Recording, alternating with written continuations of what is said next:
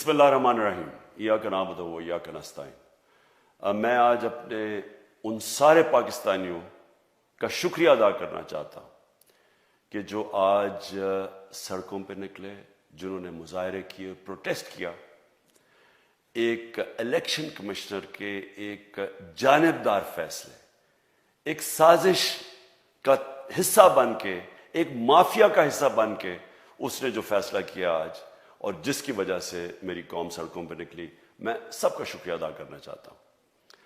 پہلے تو میں اپنی قوم کے سامنے یہ رکھنا چاہتا ہوں، یہ کیا فیصلہ ہے، یعنی یہ توشہ خانہ کیا چیز ہے؟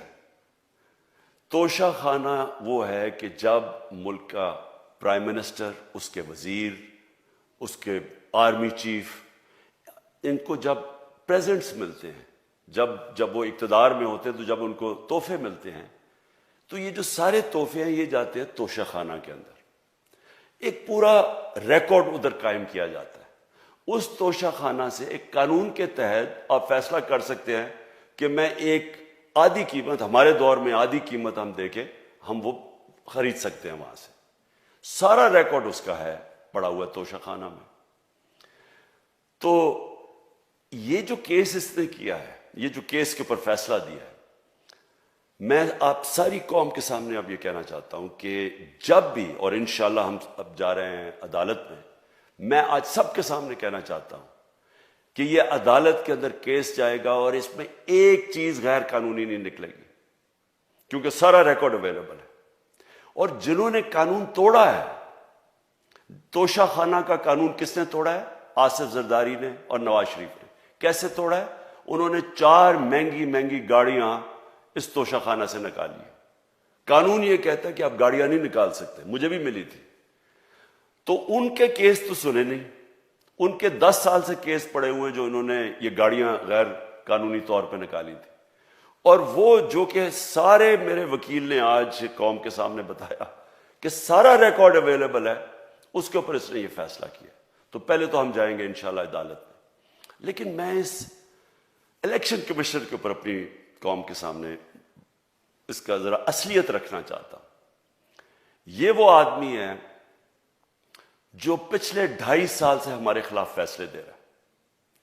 8 یا 9 دفعہ اس نے ہمارے خلاف فیصلہ دیا، ہم عدالت میں گئے اور عدالت نے اس کے فیصلے اوور ٹرن کر کے ہمارے حق میں فیصلے دیے، کیونکہ اس کے جو فیصلے تھے وہ غیر جانبدار نہیں تھے۔ ہم ای وی ایم مشینز کے اوپر کوشش کرتے رہے کہ اس ملک میں صاف اور شفاف الیکشن ہو، 2 سال کوشش کرتے رہے۔ اس الیکشن کمیشن نے پیپلز پارٹی اور نون لیگ کے ساتھ مل کے وہ نہیں ہونے دیا۔ ہم نے عدالت میں گئے کہ جو سینٹ کے اندر پیسہ چلتا ہے، سینٹ کے الیکشنز کے اندر، کہ وہ ووٹ ویریفائبل ہونی چاہیے، یعنی لوگوں کو پتا ہونا چاہیے کہ آپ کے ایم پی کدھر ووٹ ڈال رہے ہیں۔ ہم سپریم کورٹ میں گئے، سپریم کورٹ میں اجازت دے دی کہ ووٹ ویریفائبل ہونی چاہیے، اس نے روک دی۔ اس کے بعد یوسف رضا گیلانی کا بیٹا پیسے دیتے ہوئے پکڑا گیا ووٹ خریدتے ہوئے، اس نے کوئی ایکشن نہیں لیا۔ یہ اس نے جب ہمارا یہ ابھی جو آڈیو لیکس ہوئی ہے، اس کے اندر کیا چیز آئی ہے سامنے؟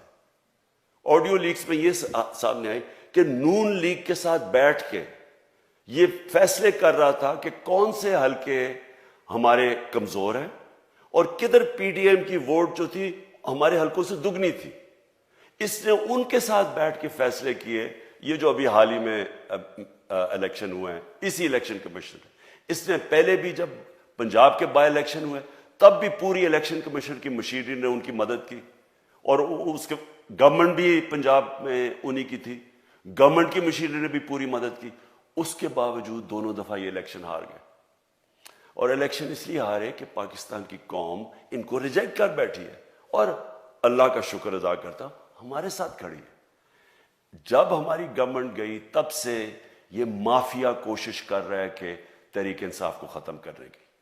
پہلے تو انہوں نے گورنمنٹ گرائی بیرونی سازش، پھر انہوں نے کروڑ روپیہ خرچ کیا، 20 یا 25 کروڑ روپے کی ووٹیں خریدی، لوگوں کو لوٹا بنایا، ہماری گورنمنٹ گرائی۔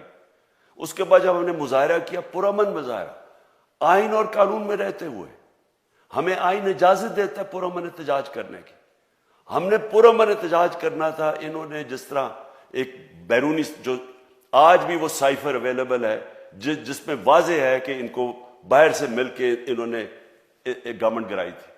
سب کو پتا ہے سندھ ہاؤس میں 20 25 کروڑ روپیہ چلا اور گورنمنٹ انہوں نے گرائی. اس کے اوپر مظاہرہ ہم نے کیا 25 مئی کو. انہوں نے جس طرح کا ظلم و تشدد کیا ہمارے اوپر پاکستان کی تاریخ میں ایسے کبھی نہیں ہوا. عورتوں بچوں کے اوپر دیکھ رہے ہیں فیملیز, انہوں نے شیلنگ کی, گھروں میں گھس گئے رات میں, جو پنجاب پولیس کو انہوں نے استعمال کیا اور انہوں نے سمجھا کہ پارٹی کراش ہو جائے گی. پھر بھی نہیں ہوئی. پنجاب کے بائی الیکشن ہار گئے. پھر انہوں نے میرے اوپر کیسز کرنے شروع کر دیے. کبھی عدالت میں ایک کیس ہوتا ہے, کوئی 24 FIR ہے میرے اوپر. دہشت گردی کا میرے پہ کیس کر دیا. کیا کیس تھا؟ ساری دنیا میں رپورٹ ہوا وہ کیس. کیس کیا ہے کہ عمران خان کہہ رہا ہے کہ ریمانڈ پہ بھیجنے کے لیے ایک جس کے اوپر تشدد ہوا ہے, کسٹوڈیل ٹارچر ہوئی ہے شہباز گل کو, کہ ہم قانونی کارروائی کریں گے, اس کے اوپر دہشت گردی کا کیس کر دیا. تو پوری کوشش کرتے رہے نہ کسی طرح اس کو, کیونکہ میچ میں تو آپ کھیل نہیں سکتے تھے, تو عمران خان کو میچ سے نکال دو باہر. یہ شروع سے ان کی کوشش تھی. پتہ ان کو چل گیا کہ عوام آ گئی ہے کھڑی ہو ہمارے ساتھ. بڑے میں جلسے ہوئے ہیں, کبھی اتنے بڑے جلسے ہوئے ہی نہیں پاکستان میں. اور پھر یہ جو ابھی جو الیکشن ہوا ہے اس کے اندر پوری پلاننگ کرتے, ایک کینڈیڈیٹ کھڑا کر کے پھر بھی ہار گئے.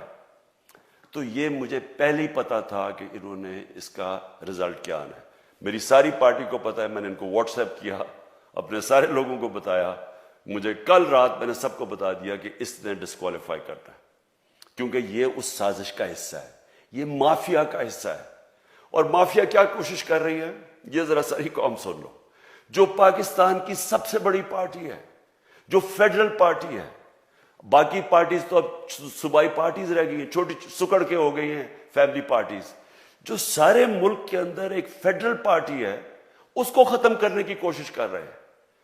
اور یہ میں پھر سے اس ملک کی تکلیف دے جو ہمارا تاریخ کا حصہ تھا, جب ایسٹ پاکستان ہمارے سے علیحدہ ہوا, کیا ہوا تھا؟ جو پارٹی کو سب سے بڑا مینڈیٹ ملا اسی پارٹی کو ختم کرنے کی کوشش کی. ملک کا جو ہوا وہ تاریخ کا حصہ ہے. یہ پھر کوشش کر رہے ہیں کہ ایک پارٹی جو ساری فیڈریشن کو اکٹھا رکھ سکتی ہے, اسی پارٹی کو ختم کرنے کی کوشش کر رہے ہیں کہ جناب عمران خان کو کسی طرح ڈسکوالیفائی کریں اور پھر الیکشن ہو. اور پھر مجھے اور نواز شریف کو ایک ہی طرح دکھایا جا رہا ہے کہ اچھا جی عمران خان بھی ڈسکوالیفائی ہو گیا تو نواز شریف بھی ہو گیا. نواز شریف اس ملک کا بڑا مجرم ہے. 30 سال سے چوری کر رہا ہے اس ملک کا پیسہ باہر. بڑے بڑے محلات ہیں اس کے اور اس کے بچوں کے باہر. ایک رسید نہیں دکھا سکتا کہ پیسہ کدھر سے آیا. میں نے کرکٹ کھیلتا تھا تو میں نے ایک فلیٹ خریدا. میں تو پبلک آفس ہولڈر بھی نہیں تھا.